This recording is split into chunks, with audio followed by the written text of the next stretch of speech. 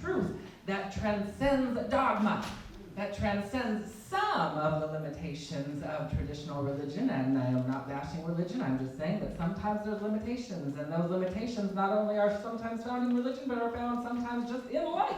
Yes. And we choose to transcend that. We are a transcendatory community. It's a new word, I think. And so I welcome you here on this glorious, gorgeous Mother's Day. Do we have any, if you're a mom, would you go ahead and just stand up for me? And that would also include, stay standing for just a moment. We're going to have each and one of you come up. And if you're a mom of a four-legged or a winged, you can also stand up too. Awesome. Yes, we're going to go ahead and just take a moment for all of our mothers because, we wouldn't be here without you. And we're going to you're going to not do anything except for receive, and the rest of us are going to extend our heart through our hands and we're going to offer a blessing. We take a moment and we step into the magnificence of our divine nature, and we ask all of the beloved and beautiful mothers right here to practice the art of receiving, to do the very thing that they ask of their children, to be nurtured and cared for and loved beyond their wildest dreams. That's what we are asking of you right now. We are asking you to be in a divinely receptive mode, and the blessing we bestow upon you is radiant peace, spaciousness, goodness, divine expansion of love and joy, and that you feel more power and more presence of the Holy Spirit of God flowing through you than ever before. Do you receive this? Yes! Good. Then we are going to say, so be it. So be it. And so it is. You may be seated. Amen. Welcome to the Soul Center. Anybody new here for the first time today? Newbies? We're all seasoned. First of all, welcome to the Soul Center. I just want to give you a personal welcome, and the congregation welcomes you into our community. We're part of the Agape Association of Communities, and we know who you truly are. We know that you are a divine emanation of the Most High. We know that you are coded and loaded with the truth teachings already in your beingness. For we know that the real truth already is residing within us, and we are to reveal it, to express it, and to remember it above all. We know that that's who you are, a divine emanation of the Most High. We welcome you to Soul Center. Thank you for being here. So we are here on this glorious Mother's Day to celebrate, as the topic of today is desire, the mother of intention. We know that necessity is the mother of invention, but oftentimes necessity can come from a place, it can be arduous, it can be hard. Oh my God, I really need this thing. And it could be untimely at times, where you need it now, but it hasn't been invented yet.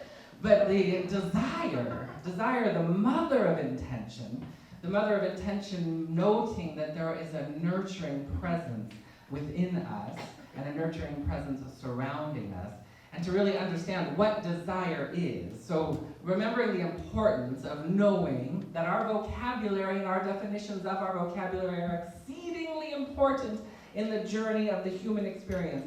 Because whatever you have defined, for whatever word it is going to define your experience.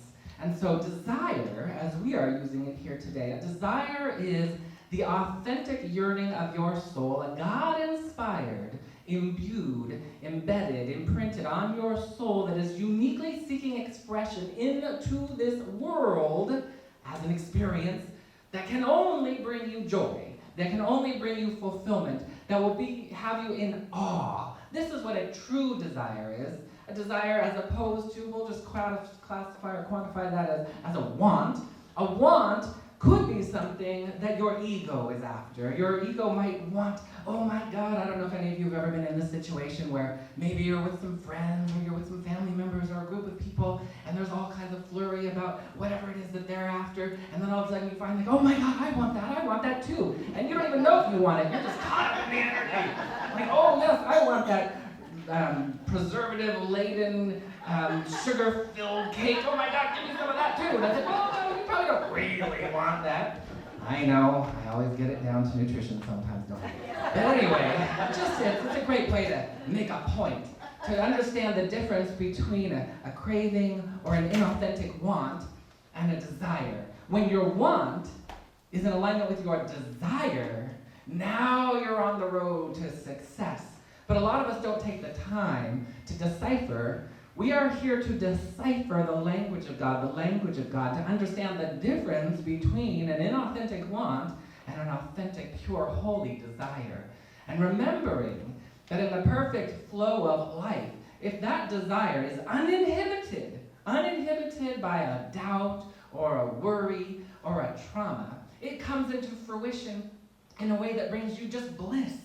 And so I want to, highlight that perfect blueprint of life where the desire spirals down into the world of the material and starts to matriculate into your bones and cells. The first place it's going to show up is in your awareness, in your mind. But oftentimes our mind is clouded. It's clouded by erroneous ideas which show up as judgments, which show up as fears and worries and doubts. And those are the things that when we go into the stillness, like we did this morning in meditation during the service, when we go into the stillness, this is the clearinghouse.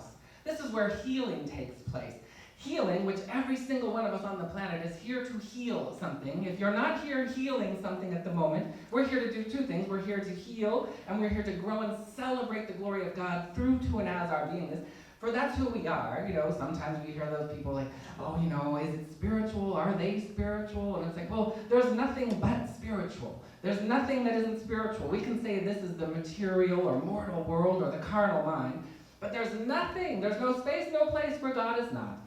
God is life, and God is glory, and that word is such a small word that explains beyond our wildest dreams. That's, we've all heard that if you can describe God, then you don't know God. But if you can know God, then you won't be able to describe God. And that's pretty much true, because you could spend a lifetime, which is what we're here to do, to describe God. So we do to the best of our ability to describe that by tapping into our truest desires, our truest yearnings. So the intention, I'm going to say, that we all adopt today, because we know in the world of free choice, we are all here, we have free choice, free will, and that's actually what mucks things up. It mucks things up when you use free will and free choice against yourself. Wow, it's a recipe for disaster and struggle. So we want to choose aright. So our intention today, we're all going to share into this, is that we always listen to the call of the soul, our truest, holiest, authentic desires, and that is where we choose from, and that is where we want from. Are we all in agreement with that?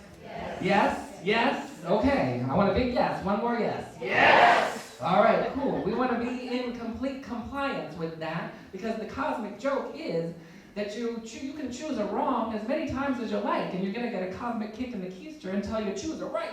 And then when you choose a right, you can go, oh my God, I could have made that choice a long time ago. That's what we want to do. We want to choose a right. And so on the journey, sometimes we come across our stumbling blocks, we stub our toes, and we forget to choose a right, because we get mired down in a belief that says that that's not possible, in a belief that says I can't do that, or I'm not worthy. And now oftentimes the reason, there's a thing in our community, when you delve into our teachings, and it's not unique to just our teachings, but it's very contemporary. Our teachings are very contemporary. We take the teachings of all the sacred texts, whether it's the Hebrew Bible, the Christian Bible, the Bhagavad Gita, the Tao Te Ching, any of the sacred texts from around the world, and we bring them into a contemporary language that fits our time and our culture, which is what those texts were written in their time and in their culture, so they made more sense. So we bring that into a cultural relevance.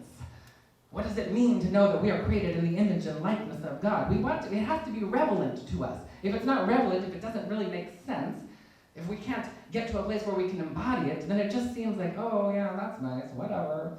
And it's like, we don't want to adopt that kind of attitude. We want to adopt an attitude where we begin to understand and to embody that. And part of that is to understand what we call an erroneous idea or an erroneous belief, which is simply a misunderstanding of truth within our own beingness. One of those misunderstandings can show up as, oh, so-and-so gets on my nerves, or so-and-so bothers me, or I don't like the way they do that. That doesn't exist in the life or mind of God. There's no such thing as so-and-so gets on my nerves in the mind of God, in the life of God, in the life of your soul. In the life of God, everyone, first of all, knows everyone deeply and intimately at the soul level. We run into each other's arms, and all we do is glorify goodness. We speak of all the good, we cheer of all the good, we celebrate all the good. And so, like Arne in the song where it's like, when it's hard to love, that's a human phenomena. And we want to go from the human phenomenon to the spiritual revelation zone. That's where we are headed. And so we want to become aware. And it should be more important to us than anything to tap into those desires. And there's elements of the desires. One is when we go into meditation, having an intention to know what is it that my soul is seeking to express, and remembering that we live in a creative universe. In the human experience, everything is seeking to create. The law of creation is working no matter what. The law of creation dictates that there's an energy, an impulse. That impulse, which is our desire, that impulse is going to come down into the world of the material. It's going to filter itself through you, and then this is the tricky part, and then through your filters. Your filters are the areas in your body, technically, generally, in the trauma body, in your belief system, that start to skew one way or the other how you view something. And so we want to be keenly aware of checking in. How do I view something, and what would I like to do with that? I want to be able to take dominion over my life. That's what the spiritual path is about. It's not about control from the ego's point of view, where it's like, oh my God, if just so-and-so would get their act together, my life would be so good. No, that's control. That's control, and it's predicated on outer circumstances coagulating in a particular way. Dominion means I am one with God, and I commune with that divine intelligence in a space of inspiration and revelation until it becomes my experience. And as it says in the Course in Miracles, that any direction that you would be led, that the Holy Spirit leads you not, takes you nowhere. It takes you into a place of pain, sorrow, suffering, if you do not follow the call of the soul. We want to be so tapped into the call of the soul that that's where we stay. We stay there. And so there are things to heal along the way, and that's why we do our affirmations. When we do our affirmations here, it is to get in there. We speak these are inspired affirmations, by the way. They're just not airy-fairy, like, oh, we're happy, yay. It's like, no, these are inspired affirmations that are tapped into spiritual principle, tapped in to the law. One of the laws is when you speak, and back in the time of Moses, when we speak the I am, that's why you always hear the affirmations, I am, because you're claiming it into your bones. And sometimes it feels like I'm just saying, I am prosperous, I am healthy. It might just seem like, oh, it's superficial for a moment, because there are things that need to be cleared in order for that I am to express itself through you. And so our job is to understand that and to decipher the code. So we have our affirmations, we have our prayer, and our prayer is a meditative experience. So in some cultures and in some traditions, people recite rote prayers. There might be the prayer of this or that or whatever, and we just recite it. You may even be told, do these prayers and everything will be good. And which can be true. It can be true if the prayer is pure, and if you allow yourself to embody it, because once it gets into your bones and into your tissues where you feel the prayer, and so some of you are familiar, maybe with the prayer of St. Francis, or some of the other prayers that actually have such a feeling tone in them that you can feel them when they're spoken. That's what prayer is. It's a feeling tone that starts to move through your cellular memory and awaken you to who you truly are. That's what we're after. So years ago, when I started this journey, most of you know that back before 2001, I used to be part of the Sleepwalking Dead. It was just an automatron. As Reverend Michaelson was like, just doing whatever my ego says. Gotta get to the top, more money, more money. And so I was working my way, and I made it. I did, through willpower. And willpower it can be a fun thing. I'm not going to begrudge willpower. And we can use willpower if we know that we're using it. But when we live by willpower, which is usually associated with the trauma body, which is usually associated with the personality and the ego, which is usually associated with small wants, those things, they become challenging and arduous. But when willpower surrenders to divine will, when you're aligning with your divine desires of your soul, then you start to articulate an intention that matches the vibration of the desire. When your intention matches the vibration of your desire, then you are headed for nowhere but success. Then you are headed for joy and goodness. And so, years ago when I started on this path, I had no idea. I had no idea I was using the law of creation against myself. One of the ways I was using the law of creation against myself was I used to believe that there were people against me. I used to believe there were people who didn't like me. One of those people who didn't like me was me. And I had to grow through that.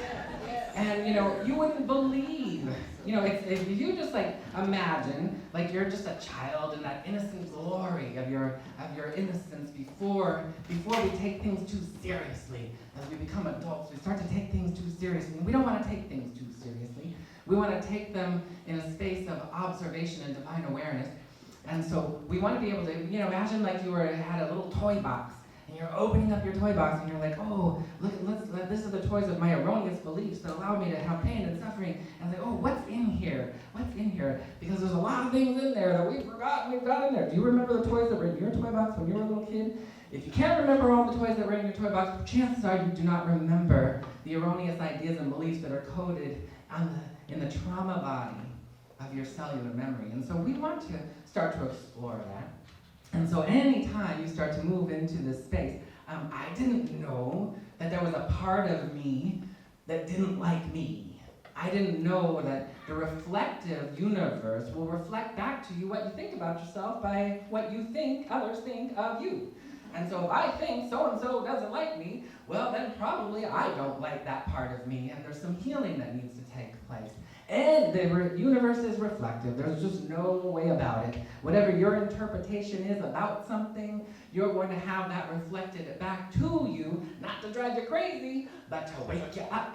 That's what we're here to do, to wake up.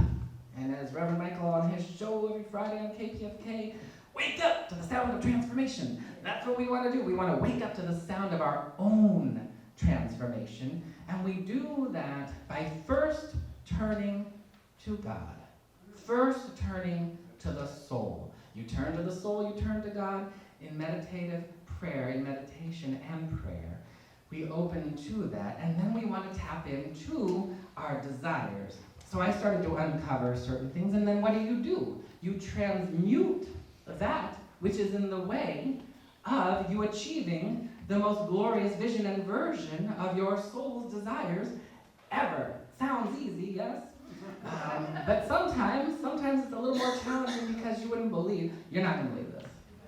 There are some people out there that start on the journey and they're like, oh yes, I am prosperous, I'm in it. They take the workshop and they're in, they're all jazzed up, and then they go out and then they hit something. They get a ticket, they get a fee, and the next thing you know, spiraling down into the subconscious erroneous ideas of the pain body that say, you're not prosperous. And that's the very thing that's seeking to be healed and revealed and liberated from us. So we want to be very cognizant that if you are not feeling or achieving what it is that you are desiring, then there just means that there's something that needs to be cleared. And so we want to be cognizant of that. Years ago, when I was starting on this journey, me and several other spiritual colleagues of mine that are in the field that I'm in spiritual healing through prayer, through meditation, and through divine energy work. And so we had developed for a couple years, we were working to develop a program to do a scientific clinical study on how healing affects the human psyche and physical energy body, or entire energy body, as you grow through. And so we developed this program. It took us a while to come up with it, and we borrowed some tools from various places. And the bottom line is, it was a 12-week program, and every person, there was 16 participants that joined into the program. And part of the program is you had to come in every week for 12 weeks. You had to take an intake survey, a midpoint survey, and an exit survey, and you had to come in every week. And we would coach you through intention and prayer, and then also practices, energy practices and prayerful and mindful practices to cultivate what it was. So one of the very first things we have to do is, what are your intentions? And then we have to decipher what are your authentic intentions versus what are your inauthentic intentions. So, and oftentimes an inauthentic intention can lead you to an authentic intention. So for example, I just want a boyfriend, I just want a girlfriend, I just want prosperity. If we dig a little bit deeper, what you were really looking for is more of an authentic experience of divine intimacy within relationships. And so we had these people enter into the program, and we measured them physically, emotionally, and mentally to see where they were. And what we found out is that consistent exposure to divine energy on a regular weekly basis makes a huge difference in your life. Now, that would be as opposed to, oh, I go here and I do a little something and then I go back and do what I always do. Or I go to a meditation gathering and then I go back to whatever it is I do. But incorporating the practices into your daily life, which deliberately cultivate good in your life, that was made a big difference. So we're in the prayer field. We're in the field of transformation, where transformation, the prayer field is the portal between the human and the soul. And that's where we want to be for transformation. So now I'm going to give you a couple, bewares. We want to beware of the world trying to tell us that can't happen. Nope. Just like I think you were talking about that in the song. No, we're not listening to what the world says, or maybe it was in the reading. We're not listening to what the world about says. Oh, no, that's not possible. That's just a reflection of a little tiny belief within you that thinks it's probably not possible, so that's what needs to be healed. It's like, no, get behind me. I am moving into a more higher realm, a realm of intimate cognizance with the divine. And then, so those are some of the things. And then we also noticed, I had one client of mine who heard about the program we were doing right as we completed it after the 12 weeks, and people had physical healings, emotional healings, and the best part about it is since we're all connected, we did it in an organization that had about 54 employees. 16 of the employees were part of the program, and when they were thriving, by week 12, they were thriving in so many areas. Transformation had taken place in their beingness, and it was all through the cultivation and experience of all ceaselessly being in that space. And we would give them things to do in addition to just our 1 hour a week gathering. And so by week 12, they were off the hook with all these transformations. But what the beautiful side effect was, the entire organization, all the other people that didn't participate, also felt the transformation because we're all connected and it ripples out into the collective. So as you rise, all unto you rise. Your friends, your family members, which is another beware. Beware that the only transformation you need to work on is your transformation. If you think somebody else needs a transformation, you're looking in a mirror. You need that transformation. It's very tricky. I tell you, you're going to think, oh, I know what you need to do. You need to take this workshop. You need to go da-da-da. And, occasionally there's some truth in there. But usually the multifaceted truth is, I need to embody that more. So we had one gentleman after the program, he was very cognizant of what happened. He witnessed some of these people, and he said, I want to do this, and he set up appointments to come and see me every week, and I did the intake survey, et cetera, and every week he would come in, and he was like a very dynamic individual, and he was like, whenever he would, on a scale of 1 to 10, 1 being like, oh, my intention is, I want to feel better, I want to have more harmony, I want to feel more love, and 10 being, I am claiming and owning more peace, more love, more joy, more wellness. So he would always come in on a 10 on the Richter scale. I was always like, whoa, oh my God, literally like a jolt of energy. And he was after a particular position and job, and he could feel it. It was resonating. It was a high-level job as a CEO at this particular company. That he was like, I love the company. It resonates with my heart. Boom! He got it. He was having some body issues with his legs, and he was wanting to run the marathon so badly, and boom! They were healed. His intentions were always at a 10, sometimes at 11 on the Richter scale, because he was tapped in to the desire of freedom, the desire of intimacy, the desire of dreams fulfilled, and he was willing to do whatever it took in order to clear anything that was in the way. So when we would do these sessions, he would become aware of what it is he needed to wake up to in order for that to happen. And everything he chose over those weeks was in alignment, because that would be, I would say, that's one of the main things when we're working with people, whether it's a spiritual practitioner of any sort. One of the main jobs is to find out, what are you really after? That's what you think you're after, but what are you really after? We want to check in and find out what you're authentically after, because oftentimes we have this thing within us that thinks, the thing that we want so much, that our soul wants, because you have to remember, desires, your soul sends you impulses that are coded in desires that filter through your feelings as a way to express.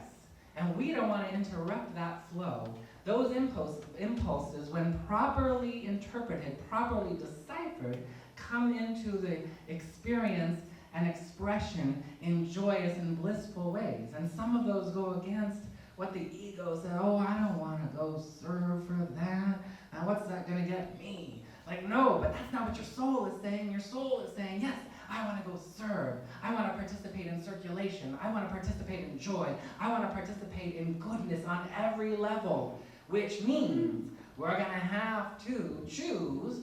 This is the one that's sometimes a little arduous. We have to choose to go where the scales of balance, where I spend, I don't know, let's say we're working a 40-hour week, and then we have however many hours left over for whatever activities we do.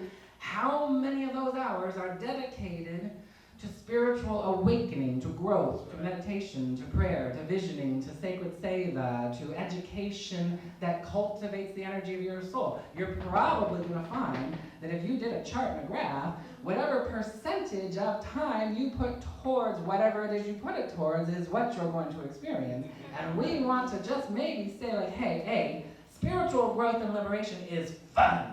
It is super fun. I would not be standing here today if it wasn't fun. But yes, it is. But you gotta make it fun. You gotta make it fun. It's up to you, because if you're sitting, it's kind of like going to the gym. You can go to the gym like, oh, I gotta go to the gym. I don't really want to go to the gym. I want to help the body, but I don't want to go to the gym.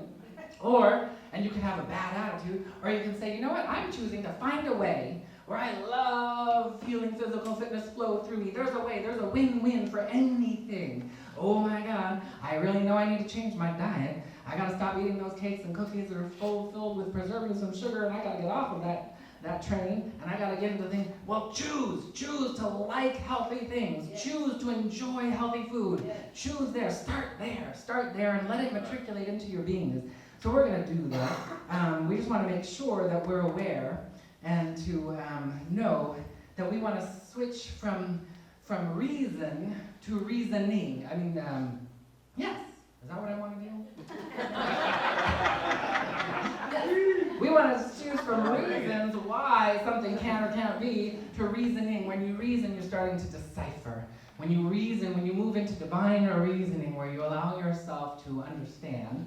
And then remember that there's the I am, as I was talking about earlier. There's the I am prosperous. That's true. There's not one person on the planet that isn't entitled to their good. There's not one person on the planet that's not entitled to prosperity. There's not one person on the planet not entitled to total, absolute, revelational, beautiful health in their being. There's not one person on their planet that has any delinquency in anything at all, except in here, if you allow it to be.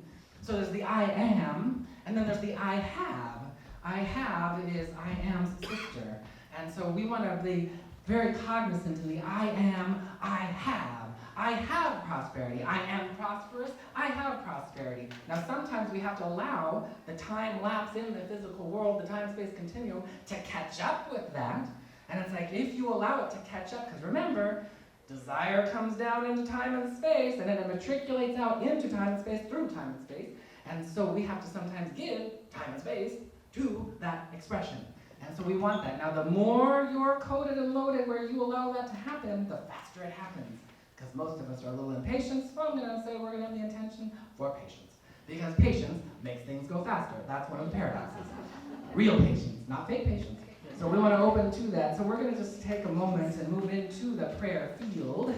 I'm going to invite you to bring your hands over your heart once again.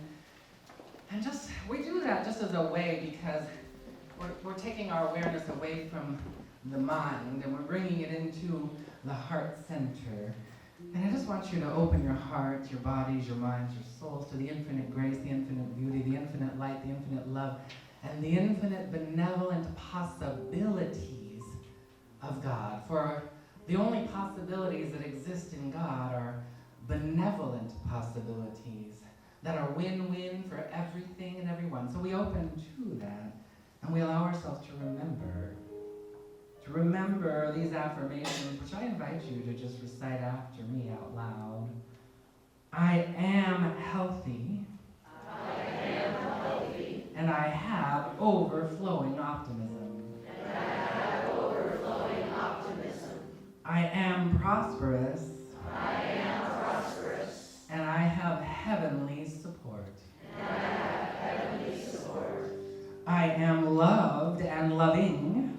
I am loved and loving. And I have sacred, holy relationships. And I have sacred, holy relationships. I am inspired. I am inspired. And I have enthusiasm overflowing. And I have enthusiasm overflowing. And so I'm truly grateful to be in this field where we open, and I'm going to invite you to open even more, to become more benevolently vulnerable to the Holy Spirit of the living presence of God, of your soul, born in the image and the very likeness of the divine. We open to that, and we choose to know ourselves and see ourselves and love ourselves as God sees, knows, and loves us. We choose to be that vulnerable, that open, that we love ourselves beyond our wildest dreams. And as we love ourselves, as we allow that to matriculate into the physical, emotional, and mental bodies, we allow it to ripple out into the body of affairs, and we choose to love everything and everyone. We choose to love the goodness and the grace and call it forward from everything and everyone. For when we love from the vantage point of the soul, we are evoking, we are calling forward the presence of God through them, despite behavior, despite predispositions. We call forward the energy of their soul so that our body of affairs reflects the holy presence of God as harmony, as beauty, as light, as love, as divine cooperation. We allow all of that. We allow that divine cooperation to flow through our physical, emotional, and mental bodies, that all systems, respiratory system, circulatory system, endocrine system, all working in harmony with divine cooperation and radiant wellness. We allow that. We call it forward, we evoke it, and we allow our belief system to be so recalibrated that we go back to the beginning, that we allow our belief system to be only inspired by the language and the truth of providence, of divine directioning. We are inspired, we are enthusiasted by the light of God, and we ground that in our beingness. We claim it and we allow it, and we allow it to flood and fill into the material world all the way down to our bones, closer than our neck vein, our breathing, our hands and feet. We allow the presence of God to motivate and enthusiate us, to inspire us, and we allow the truth to set us free every moment of every day. I'm truly grateful to know that we have everything we need to allow that to be. We claim it. We own it in divine right receivership and deep and abiding devotion and thanksgiving. We own it. We give it permission, for we must, in the world of free choice. We give it permission, claiming it so by saying, so be it. So be it. And so it is. So it is. Amen. Amen. Amen. Amen. Amen. Amen. Aho. Ashe. Shalom. Hotep. And hallelujah. Yes.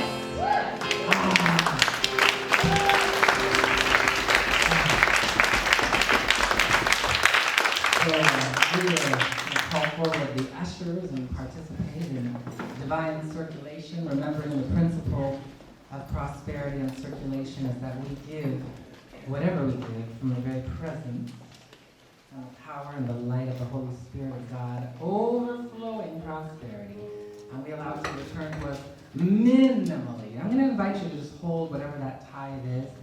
Some of you may tithe online, and if you do, I'm actually going to ask you to go to soulcenteroc.com and click on the donate button on our website, or you can actually text us to area code 669-342-2157 if you're ever out and about and you want to text to donate. It's always fun to just all of a sudden see an expression of prosperity and financial freedom flowing through the airwaves. We invite you to that. I'm going to invite you to hold that tithe again in your heart. And we're going to relinquish any idea of lack or limitation, any idea that this is my limited resource. And we're going to move into a space of overflowing abundance, the freedom of knowing that God holds nothing back. And we open to a greater and grander experience of prosperity, of financial freedom, of joy than ever before. And we allow whatever we are tithing today or ever more to come back to us minimally as it states in Scripture, tenfold. But we are going to even bump it up to 100-fold. We allow ourselves to participate. We let it be, and so it is. Thank you, ushers, as you go forward.